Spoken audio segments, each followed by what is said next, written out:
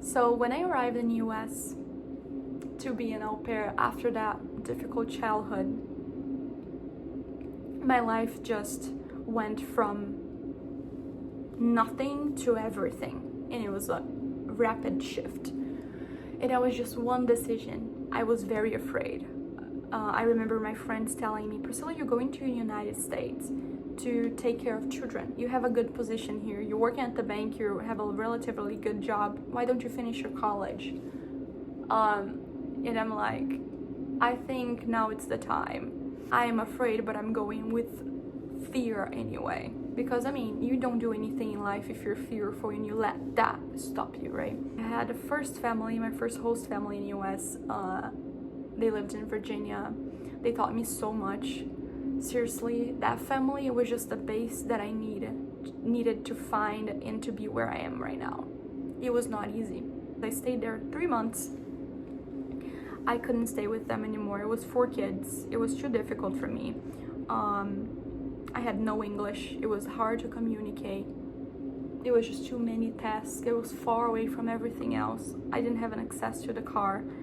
And I remember being stuck in a house and I couldn't do anything. And with your sanity, when you work and then you leave your job, you need to leave the house. And that didn't really work for me. But it was what I needed to actually find out what I wanted. So I moved to South Carolina. I stayed there for about 8 months. So when I completed 1 year on au pair program, they asked the au pair, what do you want to do? Do you want to go to a different family or do you want to stay with the same family? So I decided to try a different family. Part of it was because I'm very independent, right? So when I'm off, I work 7:30 to 5:30 as an au pair. I wanted to be off and get out of the house or like be by myself a little, not spend more time with the family that I was working all day already. But I guess the family at that time, they just couldn't comprehend that. So they wanted me to stay with them more. And then I read that as they just wanted me to work more because I would be helping them, right? That's how I read that, unfortunately. And then after that, I changed the family. I found a family, fantastic family in Illinois. It's where I am right now. I stayed with them for 2 years. Even after the au pair program, they're so amazing. They're just a completely different family, and I'm so grateful for them. I'm grateful for all the experiences that I have, though. All of that allowed me to be where I am right now. So, and then when I came to Illinois, I remember my host mom, Paula, she said to me, Priscilla, why don't you get in the date app? And then I'm like, oh, because I think I want to meet someone organically. I want to meet someone in person, like to have like a little story, and it's more charming. I don't know, it's different. So she was like, no, my husband and I, we met through Bumble, and we are here. We're now married, happily married, and we have twins. And I'm like, oh yeah. And then she was like, we never would have met if it wasn't Bumble, and we're in the same building because we don't go out. And it's funny. So, and then I'm like, okay, right, you convinced me. So I got on a date app and I went in some dates. And then I found my husband. That he's so supportive. And at that time, honestly, I did not see that though. I can make an entire video and a story about my husband and I, how we met and how that all worked out. I just remember my mentality on the dates. I remember I knew what I wanted and I would not settle for less than that because I knew exactly what I didn't want either. I had all the bad examples from my mom and I saw her outcome. And all I wanted is completely different from that. I wanted to change that course of life. If you're passing through something difficult in your life, don't let that shape you. Don't let that dictate who you need to become just because of your environment. Seriously, it was not easy. And Some people might say, oh, it was easy for you because you're this and you're that. No, it was not. It was awful. It was hell. But it would be way more painful and way worse if I decided to stay in that position and not doing anything about it. So changing and decided to go to a different country. I'm not saying for you to go to a different country to do something different, but for me, honestly, that was one of the greatest thing I could have done to myself. I had just too much bad memories attached to that city. And that city was just a small city. I am grateful I was born there. I learned. But there is moments in your life that you need to upgrade. You can't stay just linear. You can't. Your life, I believe that this universe is made for growth, and we need growth to keep going. And reading that first chapter for you guys was just freeing to me.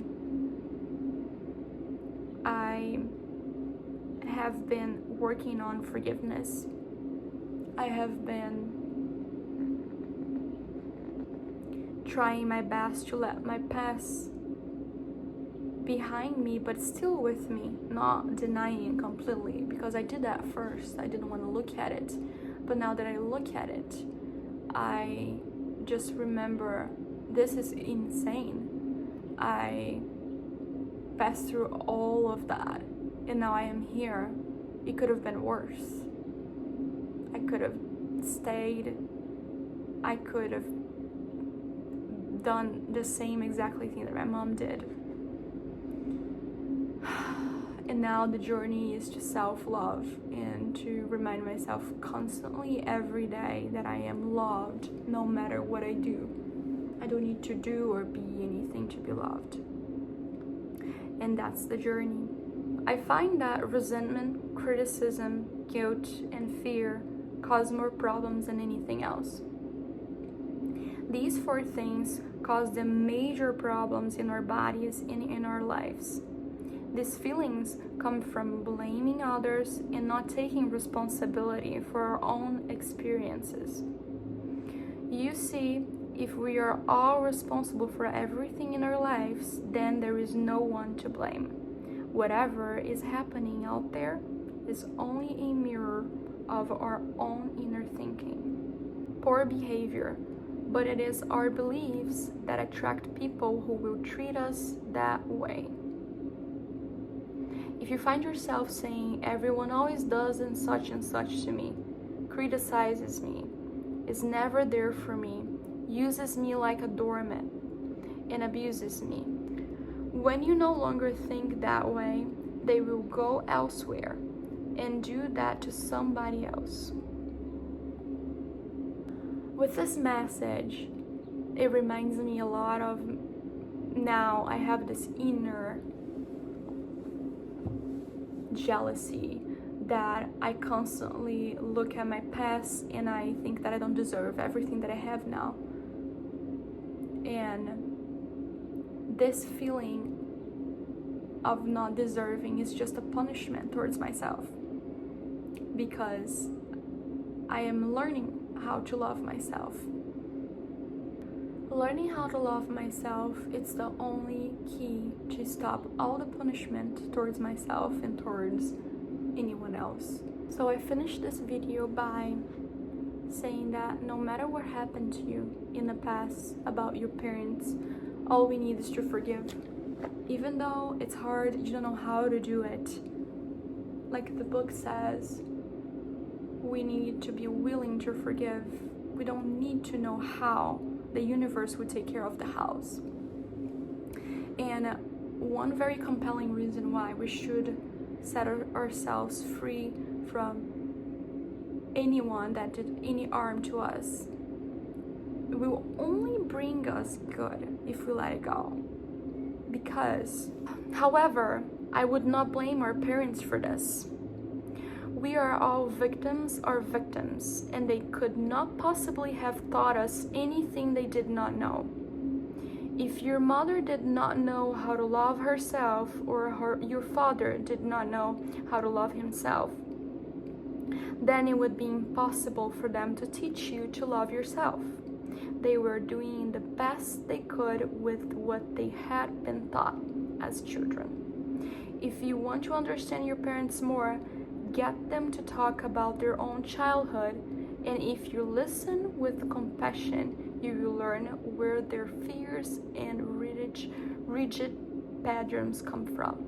Those people who did all that stuff to you were just as frightened and scared as you are.